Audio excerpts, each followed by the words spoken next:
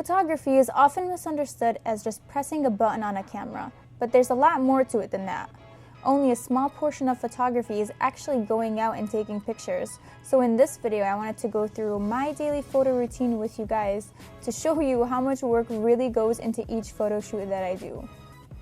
To start, I'm going to go through some of the things I take with me on every shoot. I do have a variety of lenses and accessories with me, so I'm going to go through that with you guys. This lens pen is extremely useful, and I use it to clean my lenses before each shoot. It has two different sides, so it makes it a little bit more versatile. I never used to have this memory card holder, but ever since I got it, it's made my life so much easier. It basically keeps all my memory cards in one place, and I highly recommend it. This keychain memory card holder is a must-have for weddings because sometimes I won't have direct access to my camera bag, so really this is handy when I need to switch out cards right away. I recently got this battery case and it's amazing. It keeps all my batteries in one spot. Before, my batteries were flying everywhere and I could not keep track of the used ones versus new batteries. I always take a lens cleaner and cleaning cloth with me because it's very important that my lenses are clean for each shoot.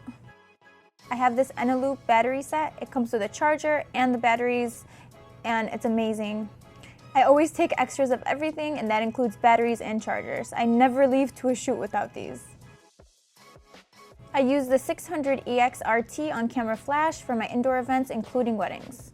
And of course, I need my camera, so I use the Canon 5D Mark III. I also take with me the 52.8 macro lens, mostly when I'm doing weddings when I want to get a nice detail shot. The 35mm 1.4 lens comes with me when I'm doing couple sessions, portrait sessions, or weddings. I usually take the 24-70 lens when I'm doing more fashion or street style photography. The 51.2 lens is one of my favorite lenses and is really versatile, so I can take it with me for practically any shoot. After I pack up everything into my camera bag, I head on over to the shoot. For model test shoots, I try to get there a little early so I can talk to the team and decide what the styling will be.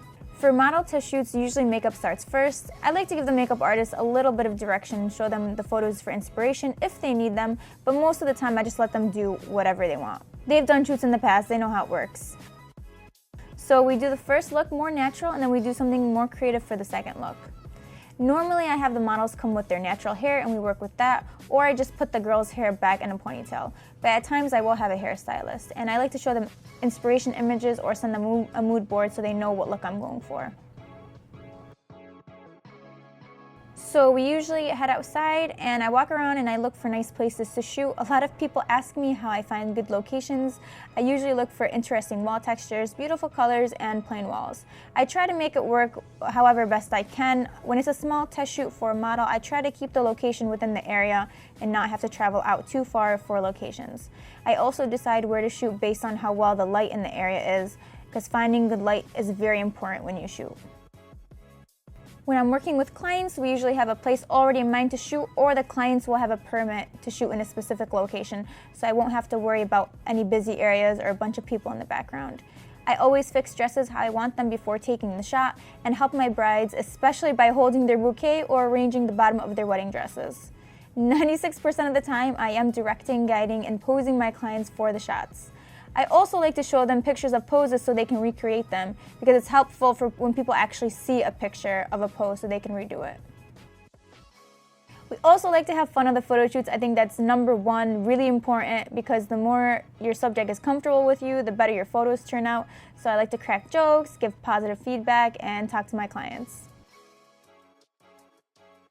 After the shoot is done, that's when all the real work begins. So I load all my photos from my memory card into the card reader and import them into my 40 billion terabyte external hard drive.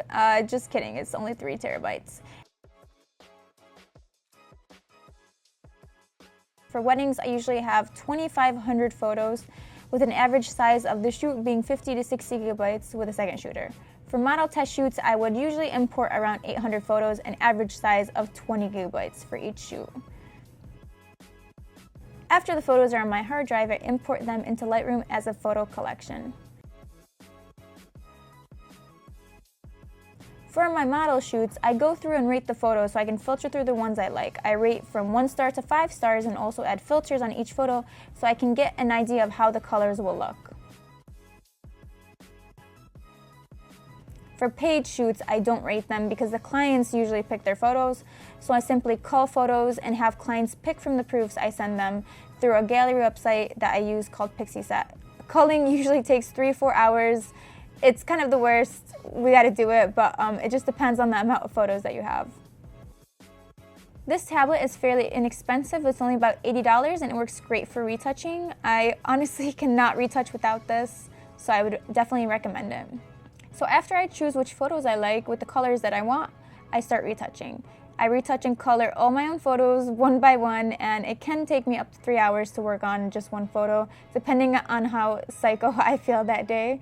For wedding photos, I color edit them and send them out to my retoucher for light retouching.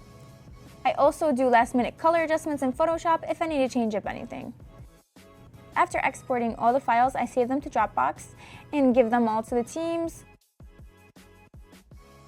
When I'm sending clients their photos, I use a website called Pixieset.com. I absolutely love this website because it's easy for both myself and my clients to use, and they're able to download photos, to favorite photos. So there you have it. I hope this gives you a better glimpse into my daily routine and how much work it really does take for a single photo shoot. Thank you guys for watching, and see you guys later.